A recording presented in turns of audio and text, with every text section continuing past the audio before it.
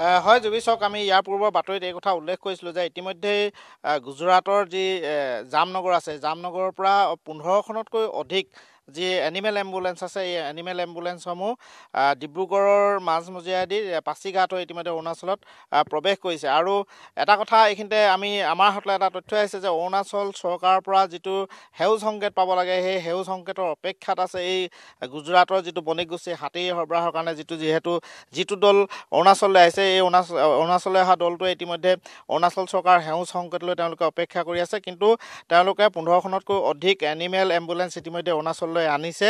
আৰু এই এনিমেল এম্বুলেঞ্চসমূহ প্ৰতিখন ট্ৰাকৰ সৈতে একোখন এনিমেল এম্বুলেঞ্চ যাব।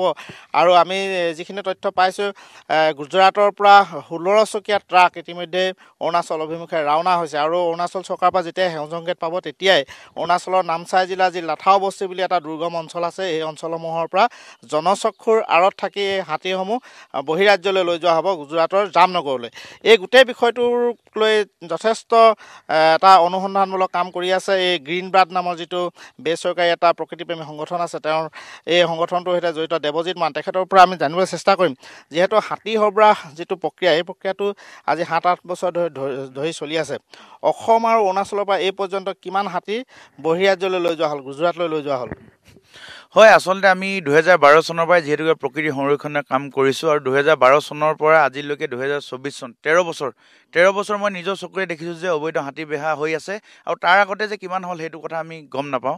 কিন্তু আমি এটা ছাৰ্ভে চলোৱা মতে এতিয়ালৈকে জামনগৰলৈ 486টা হাতী গৈছে বুলি ইতিমধ্যে আমি জানিব পাৰিছোঁ। আৰু আমাৰ গোটেইখিনি হাতীখিনি অসম আৰু অৰুণাচলৰ, বেছিকৈ আমাৰ অসমৰ থাকে। অসমৰ হাতীবিলাক অৰুণাচলত গৈ পেলাই অবৈধভাৱে নথি পত্ৰ বনাই পেলাই সেইখিনি হাতী জামনগৰলৈ, য'ত মানে আম্বানীৰ জু আছে, ভাণ্টাৰলৈ লৈ যোৱা হয়, আৰু ভাণ্টাৰত সেই হাতীখিনি ৰখা হয়।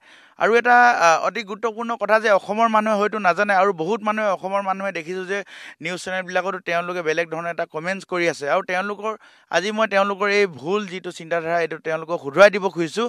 আচলতে তেওঁলোকে কৈছে যে হাতীবিলাক লৈ গৈছে, ভালেই কৰিছে। আচলতে বনতৰালৈ হাতীখিনি নিয়াৰ এনেকুৱা ধৰণৰ হাতীবিলাক নিয়াৰ কথা আছিল, যিবিলাক হাতী দুখ পাই আছে, যিবিলাক হাতী বেমাৰ হ'ল, যিবিলাক হাতী বুঢ়া হৈ গ'ল, মালিকে চাব পৰা নাই, তেনেকুৱা হাতীবিলাকহে তেওঁলোকে লৈ যাম বুলি পেলাই তেওঁলোকে ইয়াত কৈছিল। কিন্তু আজি কিন্তু সেইটো দেখা নাই। আজি কিন্তু এই সৰু 10 বছৰীয়া 15 বছৰীয়া এনেকুৱা হাতীবিলাক লৈ যোৱা হৈছে। আজি বৰ্তমান সৰু হাতীবিলাক লৈ যোৱা হৈছে। আৰু ইয়াত ডাঙৰ এটা মানে কি হৈছে, স্কেমটো হৈছে এই হাতীবিলাকক মানে আগতেও কৈছোঁ, কোটি কোটি টকা ইঞ্চুৰেঞ্চ কৰা হয়। এটা হাতীৰ বাবদ 5 কোটি 6 কোটি ইঞ্চুৰেঞ্চ কৰা হয়। আৰু যেতিয়া হাতীটো মৰি যায়, তেতিয়া ইঞ্চুৰেঞ্চ ক্লেইম কৰি পেলাই সেইবিলাক টকাবিলাক মানে উঠাই লোৱা হয়। সেই ধৰণৰ এটা মানে ইহঁতি যি ধৰণৰ কাৰবাৰটো কৰি আছে এই বন্যপ্ৰাণীক লৈ পেলাই, এইটো এটা অতি লাজৰ আৰু নিন্দনীয় কথা। আৰু আমি কিন্তু এইবাৰ ইয়াৰ পৰা কোনো ধৰণৰ গাড়ী যাবলৈ দিয়া নহ'ব। ইয়ালৈ আম্বানীৰ পুতেক মানে আনন্দ আম্বানী ইয়ালৈ আহিব লাগিব, আৰু তেওঁ ক'ব লাগিব যে এটা হাতীত কিমান টকাত কিনিছে, সেই কথাটো ক'ব লাগিব। তেওঁ ইয়াতে ৰিচিপ্ট দেখুৱাব লাগিব।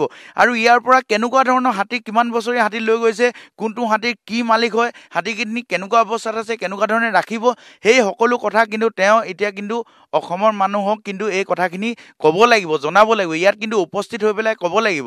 এনেই আৰু অসমৰ পৰা সম্পদবিলাক লৈ যাব, ইঞ্চুৰেঞ্চ কৰিব, তেওঁলোকে আকৌ টকা পাই থাকিব। এনেকৈ আমাৰ বন্যপ্ৰাণীবিলাক ব্যৱহাৰ কৰি থাকিব নোৱাৰিবতো। আমাৰ অসমতো এতিয়া এনেকুৱা ধৰণৰ মানে কেইখন নেশ্যনেল পাৰ্ক আছে, বহুত কেইখন ৱাইল্ড লাইফ চেঞ্চুৰী আছে, যিখিনি আমাৰ যদি ঘৰচীয়া হাতী হয়, সেইখিনি ইয়াতে ব্যৱহাৰ কৰিব পাৰে। এটা টুৰিজিম আমাৰ ডেভেলপ হ'ব। আমাৰ বহু ইয়াৰে নিবনুৱা তাতে সংস্থাপন পাব। এনেকুৱাবিলাক আমাৰ যদি মানে ইলিগেলি এনেকুৱা ধৰণৰ কামবিলাক কেনেকৈ ধৰণে কৰি আছে, সেইটো আচৰিত কথা। আৰু এটা কথা মই জানিব বিচাৰিছোঁ, আপুনি কিছু সময় আগতে অৱগত কৰিছিলে যে অসম আৰু অৰুণাচলৰ পৰা যিবিলাক বৃহৎ সংখ্যক হাতী ইতিমধ্যে লৈ যোৱা হ'ল, তাৰে কিছু সংখ্যক হাতী ইতিমধ্যে মৃত্যু হৈছে, কিন্তু সঠিক তথ্য নাই কিমান সংখ্যক হাতীৰ মৃত্যু হ'ল। আপোনাৰ হাতত কি তথ্য আছে?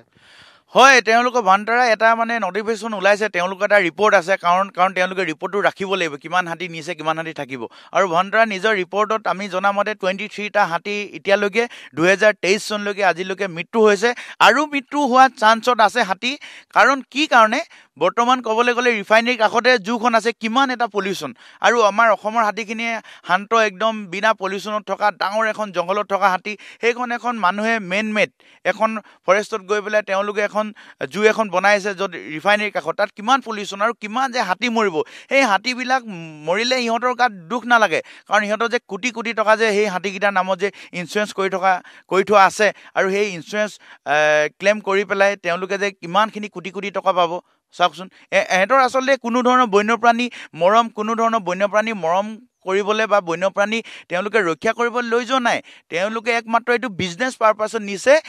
এইটো বিজনেছ পাৰপাছটো এইটোও হৈছে যে হাতীখিনিৰ নামত বীমা কৰা হৈছে কোটি কোটি টকাত, আৰু যেতিয়া মৃত্যু হ'ব সেই কোটি কোটি টকা আম্বানী পৰিয়ালে আনন্দ আম্বানী পাব।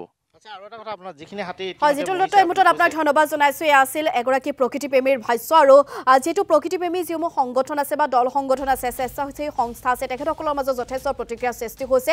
কাৰণ অসম তথা উত্তৰ পূবৰ হাতী পূৰ্বতেও যিটো সৰবৰাহ কৰা হয়, আৰু আম্বানীৰ যি ব্যক্তিগত চিৰিয়াখানা আছে, চিৰিয়াখানালৈ পূৰ্বতেও হাতী লৈ যোৱা হৈছে। আৰু পুনৰবাৰ কেইবাখনো গুজৰাটৰ এইকেইখন বাহন আৰু কেইবাখনো বাহন যিহেতু অসম হৈ অৰুণাচলত প্ৰৱেশ কৰিছে, গতিকে অৰুণাচল চৰকাৰ হয়তো সেউজ সংকেত পালেই হাতী লৈ যোৱা হ'ব। তাকে লৈ বিভিন্ন মহলত এতিয়া প্ৰতিক্ৰিয়াৰ সৃষ্টি হৈছে।